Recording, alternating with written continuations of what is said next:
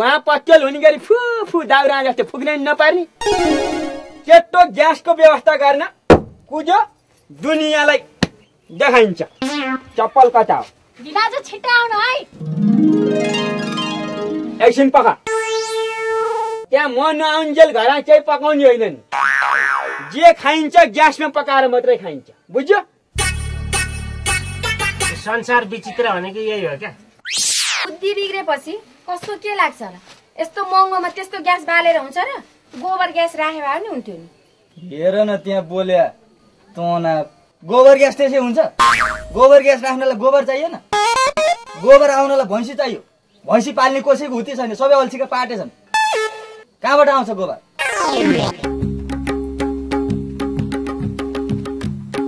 ए बाबे कता भाउ? सरबाट आएको। ए अनि म कहाँ गएर आएको सोध्नु पर्दैन? किन सोध्ने? ल यत्रो ग्यासको सिलिन्डर किनेर लिएर आइरहेको छु। अनि यो ग्यास कति पर्यो नि? पर्यो 4300। 4300? मलाई पनि थाहा थियो, त्यही भएर सोधे।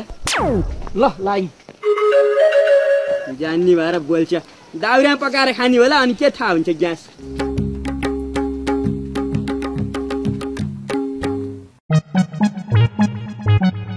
टाङ दिन चट टाङ दिन चट। कस्तो राम्रो ग्यास, धुवा पनि नआउने, 1.5 महिनालाई हुने ल्याइयो ग्यास। आयो मरे बाबा, कस्तो गरुको 35 किलो हुँदो रहेछ। हेर त्यहाँ 17औं शताब्दीमा जस्तो दाउरा बोकेर हिँडेको। यो एक पाती चामलले यो सारा गाउँलेलाई पुग्छ त भने? पुगिहाल्छ नि, माथि उक्सिँदै आउँछ नि त पाकेपछि। जस्तो ए भिनाजु आइहाल्नु नि। ल ए छोरा काँच गालिसको ग्यास आ। कहाँ छोड, ग्यास ल्याएर नि भित्र लगाएर पकाउँछ नि त बुढा। भित्र लगाएर पकाएर त जम्मै गाउँले दाउरा पकाएको छ भनिहाल्छ नि।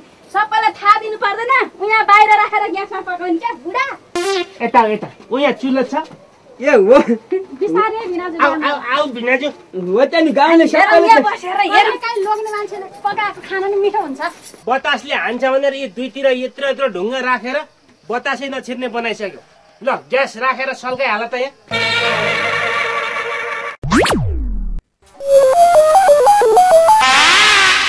यो ग्यास पसले फेरि कस्तो ठग हुँदो रहेछ भनेदेखि चुलो लाने हो भनेर सोधिरहेको थियो। हामीलाई चुलो ल्याउनु पर्छ, घरमा चुलो छैन। 2टा छ, बाहिर समेत एउटा चुलो छ। बरु यो सल्काउने पो कताबाट हो? एकछिन है, ग्यास भनेपछि यो ग्यास लाइटर हेरेर थाहा हुन्छ नि त। ग्यास लाइटर धुवा गनाउँदैन के? धुवा आएको गनाउँछ त। ग्यास लाइटर यहाँ कसरी बल्छ भन्दाखेरि यहाँ पाङ्रो हुन्छ। नाकमा पोल्ला, नाकमा यो पाङ्रो यस्तो हट्ट गर्दा पिलिक्क यसरी बल्छ होइन? यहाँ पनि एउटा पाङ्रो हुनु पर्ने। भिनाजु पाङ्रो चाहिँ बाटोतिर झार्नु हो कि क्या हो? झरे छैन, काना हाल्दा सरासरी आएको। कहाँ झर्छ पाङ्रो? कतै न कतै यसको पाङ्रो चाहिँ हुनै पर्छ के। यतापट्टि छैन, कता राखेको छ पाङ्रो? कताबाट सल्काउने नि थाहा भएन बुढालाई। लोड सेडिङको बेलामा त्यो मोमबत्ती भए पो यताबाट छुस्स पार्ने भन्ने थाहा। हेर नि त्यहाँ थाहा पाइहाल्छु नि, थाहा नपाएर हो। त्यही कहाँ सल्काउने भन्ने त म हेरिरहेको छु नि। एकछिन सल्किन्छ, चुप्लाएर बस्। त्यहाँ कहाँनेरि हो भन्दाखेरि ए बुढा, त्यहाँ एउटा कर्रा टुटी जस्तो छ नि, त्यहाँ प्याट्ट पार सल्काइदेऊ न। यहाँ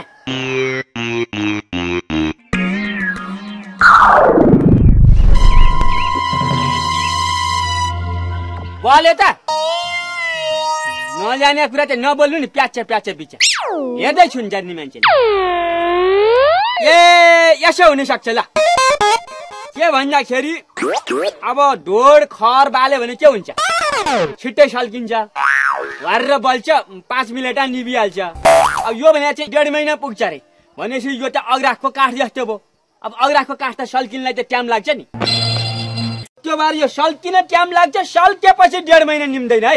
यसलाई चाहिँ नि के गर्नुपर्छ भन्दा यहाँ हालेर सल्काउनु पर्छ। एकछिन है, यस्तो गरे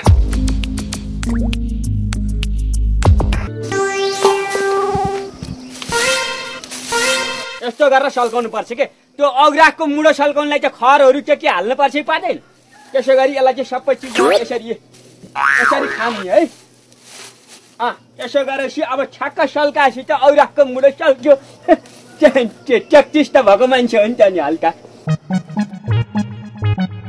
अरे माइने काका भात पाक्यो म त खाना आइ त पाक्छ हेर नि त्यो पकाउनलाई भन्दा खानलाई हतार अब घरमा भाती चामल बसालिसक्यो मान्छे थपिन थाले के हार्ने हो यहाँ घरमा चामल सिद्धिएर छ घरमा गएर 1.5 मान्छे चामल ल्याउँछ यही पानीमा झापा हाल्यो अब चामल लिएर आएर पकाएर खानु भन्दा त म उही खाइहाल्थेँ नि ठट्टा गरेर भनेपछि अनि बस यहाँ गाउँका मान्छे अरू 3-4 जना नि पाउन आउन सक्छन् भन्ने हिसाबले हामीले चाहिँ यहाँ एक पाथी जति चामल बसालेको छ दूरगामी दृष्टि छ नि त अब पकाएको हेर तिमीहरूले कहिले देखाएको छैन जहाँसँग भात पकाएको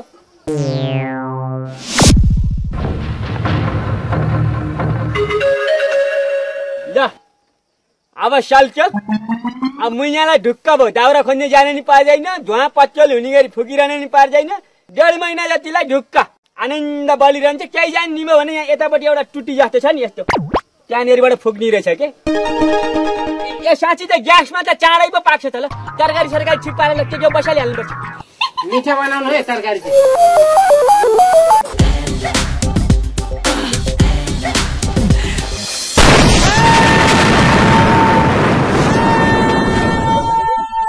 के पर्थ्यो